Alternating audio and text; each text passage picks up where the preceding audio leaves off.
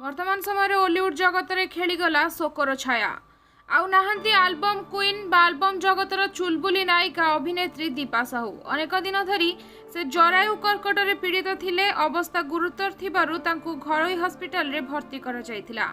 आज तांकर देहांत होईछि। भुवनेश्वर स्थित कैपिटल हॉस्पिटल रे से चिकित्सित हेउथिले। परे तांकु एक बेसरकारी हॉस्पिटल को स्थानांतर करा जायथिला। तेबे आज सेठारे चिकित्सित अवस्था तांकर मृत्यु घटिछि। एही खबर आज तांको स्वामी मनीन्द्र दत्त देइछंती। तेबे दीपा साहू वर्षे हेबो एही कर्कट रोग रे पीड़ित थिले। तांकर चिकित्सा चलीथिला, केमोथेरापी मध्ये चलीथिला। हेले 3 रु 4 मास हेबो तांको स्वास्थ्य अवस्था रे अवनति घटिथिला। तेबे चिकित्साधीन अवस्था रे तांकर मृत्यु घटिछि, जहाँकि वर्तमान ओलीवुड जगत रे एक प्रकार शोकर छाया खेला देछि। कारण जेपरि भाव रे ओलीवुड इंडस्ट्री वर्तमान गोटे पर गोटे लोकप्रिय कलाकार को हराउछि।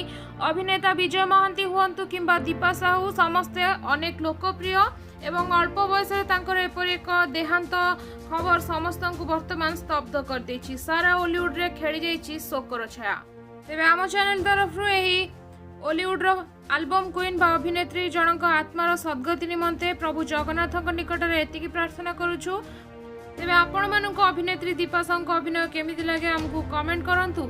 आउ आगु को किछि जदि अपडेट रहबा आमे आपण मानक पय नै आसु, सेति लागि चैनल को सब्सक्राइब